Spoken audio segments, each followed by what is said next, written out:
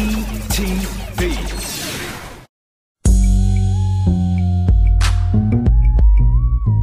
Continue on, DJ Skee, live from Los Angeles. West Coast hip hop is in the building. Warren G. Yeah, man, when did Regulate drop? What year was that, man?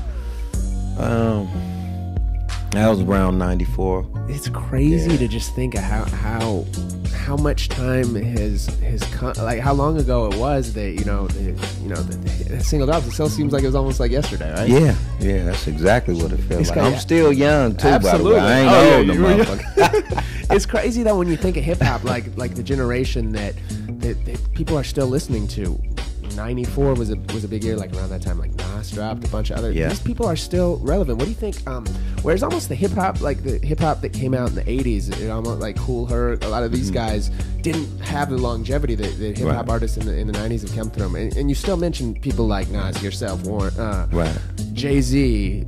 I mean, you name it. Like they still are as relevant today as they were back then. What do you think it is about that? About artists of your generation that have been able to do that? I think that we got more into telling stories, like a story about where we're from, and when people can understand a story, that's when you captivate them. So everybody can relate to 6'4" hopping, or somebody rolling a joint like myself and G Thang. Yeah, exactly. I mean, we just do stuff that the artists from New York and the West Coast was doing records that everybody could relate to. We were just talking about how you discovered, like you were talking about new artists that you're like finding off a World Star in the internet, and how easy it is for artists like in any corner of the globe to kind of be noticed. How was it coming up? How did you get your break? Let's talk about how you got noticed. 'Cause man, it wasn't that easy back then. It wasn't easy at all. I used to go to clubs or anywhere I could go where somebody was at. I would be there. Like, can you listen to my homeboy Snoop? That's all I would do. And I kept doing and then actually, rest in peace to Roger Clayton. He was at the Toe Jam.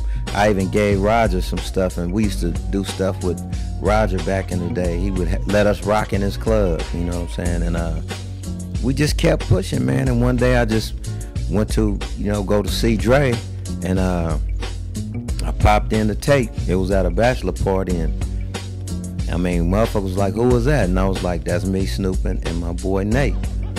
And then the rest is history. Dre was like, is that y'all? He was like, well, come up to the studio on Monday. What was before Dre got involved in stuff? What was other people like when you were playing like the 213 stuff before? What was the reaction? Did other people get it, or like, oh, y'all all right? They loved it, man. We actually had a underground following, like all over Long Beach, all over Compton, LA, all the way to Pomona. We would take our tapes and just pass them. So we had a song called Long Beach is a Motherfucker that really blew up, and everybody loved it. It was same as DJ Quick. He used to put out the little mixtapes. We did the same thing. Actually, we copied off of him. Shout to Quick. Oh yeah.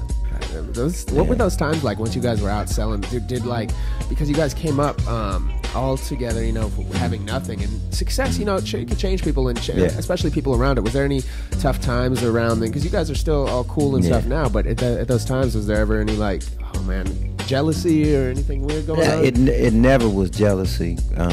We was a family, but the thing that kind of like, to me, kind of like separated us a little bit is when I had to go to Def Jam and I wasn't a part of. Because you were the first West Coast artist on exactly. Not on, not alone on Death Row, but on Def Jam, which at its time was, the iconic East Coast label. Yeah, but I wasn't, wasn't nobody really checking for me with all the people I was with. Yeah. So it was like, I got to get out here and do something, man. I'm a DJ, I'm a rapper. But I wasn't going on tour with everybody, with Snoop and Dre now. I wasn't going on tour. I wasn't doing this. I wasn't doing that. So it's like, damn, I was hurt. Yeah. So it was basically like, fuck you. Yeah. And so I just went and did my own thing. Would you have signed to Death Row at that time? I would. Yes, I would have signed with him because I was ride or die. Death Row. I was ride or die. And that's why I was so hurt that I wasn't a part of a lot of shit. Yeah.